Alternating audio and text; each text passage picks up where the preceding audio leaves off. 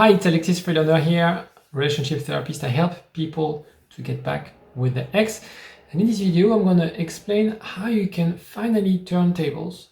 It's very important because right now you might be watching this video being depressed, anxious after this breakup, thinking there's no way around, there's no solution, it's a dead end.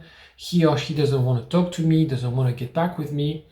In this video, I want you to understand that there's always a shift, always a way to reverse the situation and in a way win this breakup.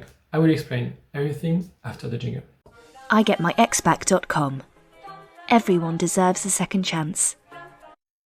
Let me first explore the dynamic of a relationship. So when we start a relationship, we shift from someone we didn't know, strangers, to partners.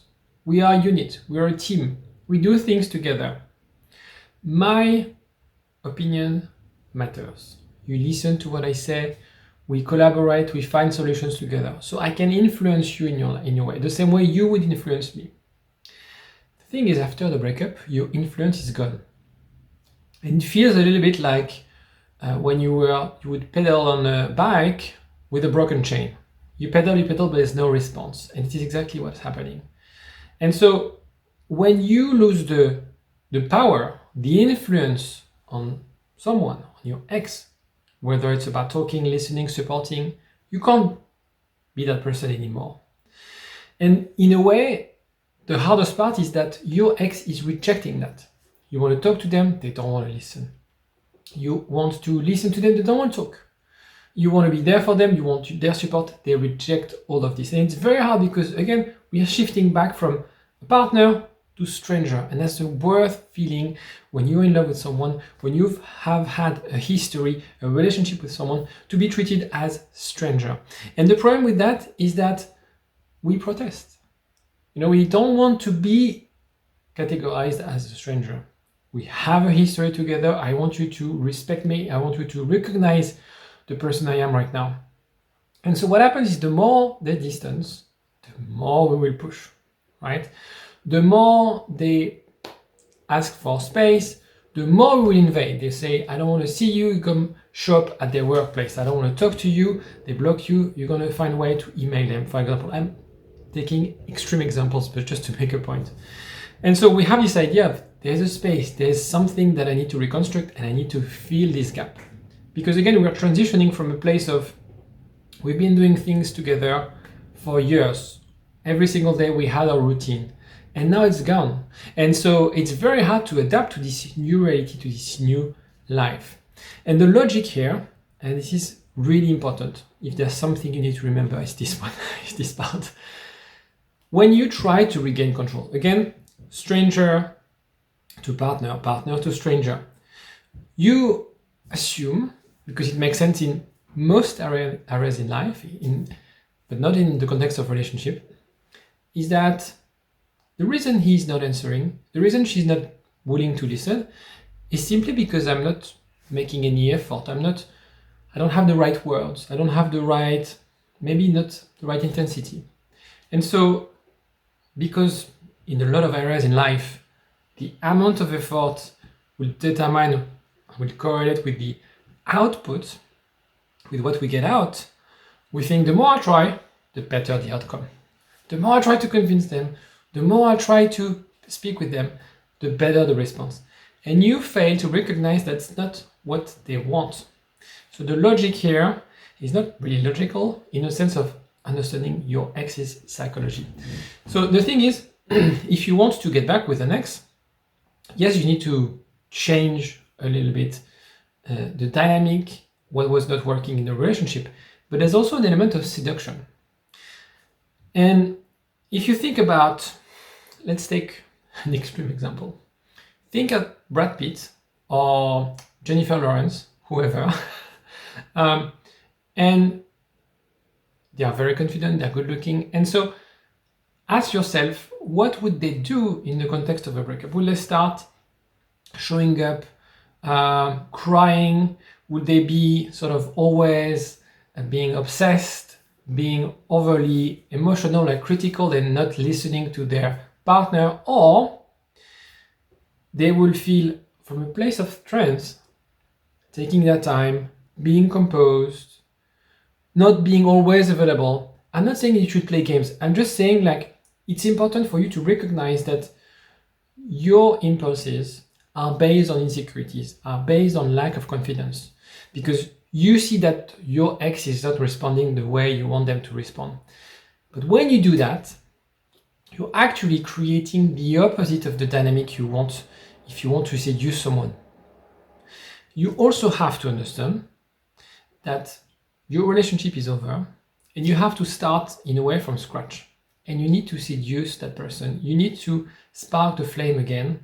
And it's not by complaining, venting, crying, begging that you will get it. It's about gaining from a position of strength. It's not about, the idea is not to force the sales on someone, but it's just to attract this person. Okay? The thing is, in a way that's easy because you've been together. In a way that's easy because you know you had something special.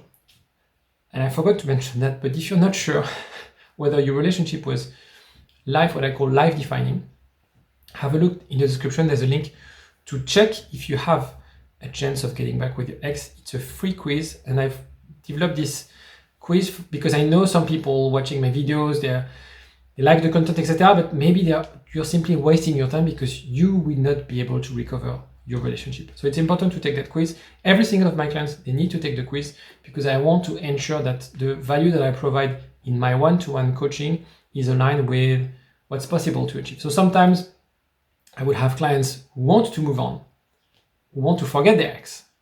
And so it's clear that the objective is about this. Some other clients, they want to get back with their ex. And in that case, I really, really assess, because I don't want to waste their time. I don't want them to waste mine.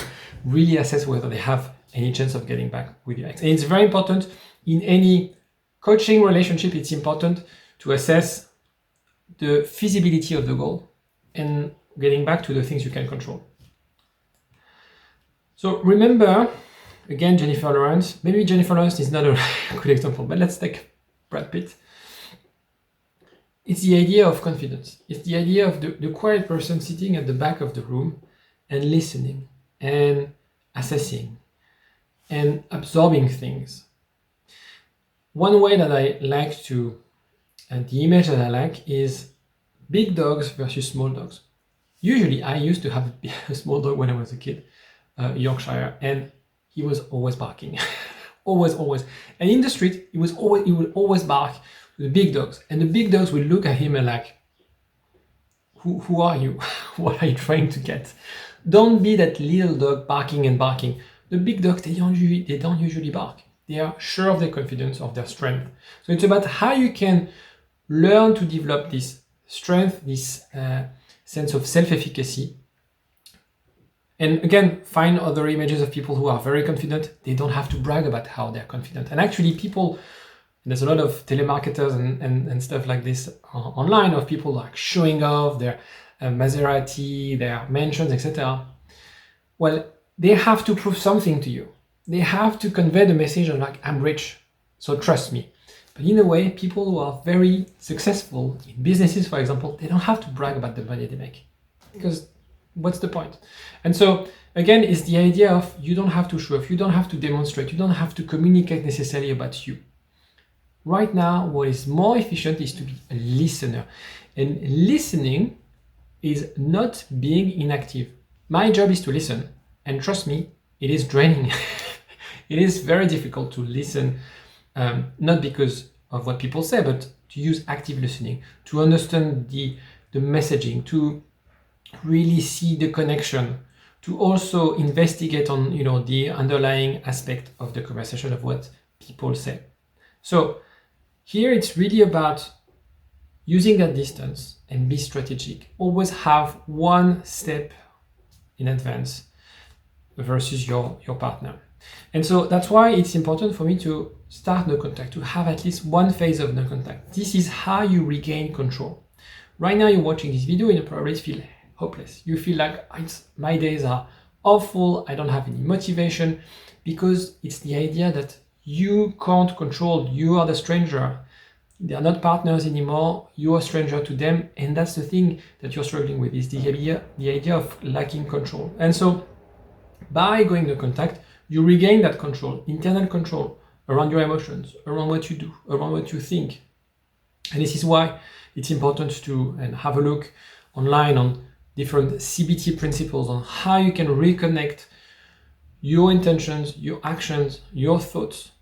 Something very practical. I like CBT because it's very much into the, okay, you've had those trauma, you have those insecurities, but what can you do practically today to feel better? What can you do today to move a little bit closer to your goal? And your goal is not to get back with your ex. Your goal is to get back on your feet. And if you get back on your feet, your ex will get back with you, will be attracted to you, right? And so there's a phase of assessing during the contact, the reason, the root causes of the breakup, the things you need to change, the reshaping your life, redesigning your life around what matters to you. And that also will create an environment, a nurturing environment for your relationship to repair, because the tension will be reduced and you will come back stronger. Again, a breakup, we feel like this. The whole point is to get back same level in terms of our emotional, being able to regulate your emotion, being also able to communicate your needs, to understand your boundaries, to accept, to determine what you accept and don't accept. Now, will no contact always work? The answer is no. If you had a toxic relationship, if your ex lost feelings, no contact would not change anything. And it's important, again, take the quiz if you're not sure, if you're confused.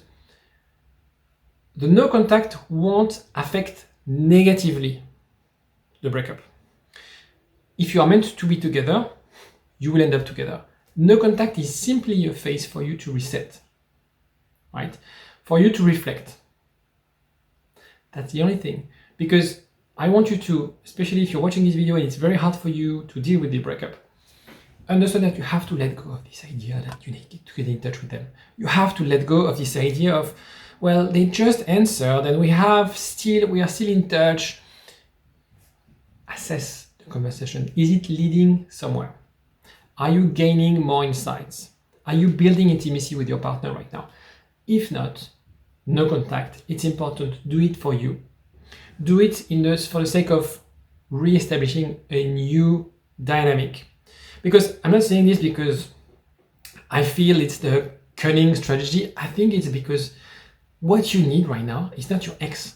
What you need is to recenter yourself and understand what you need to develop.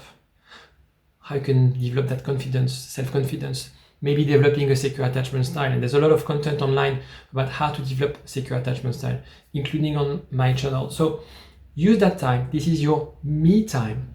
Set out for 8-12 weeks dedicated to you, not to the relationship, to you. And you will come out stronger. And you will, in a way, win this breakup. If you have any other questions, anything you want to ask me, don't hesitate to comment on this video. There will be a link somewhere to book a call with me. And I will see you next time. Take care.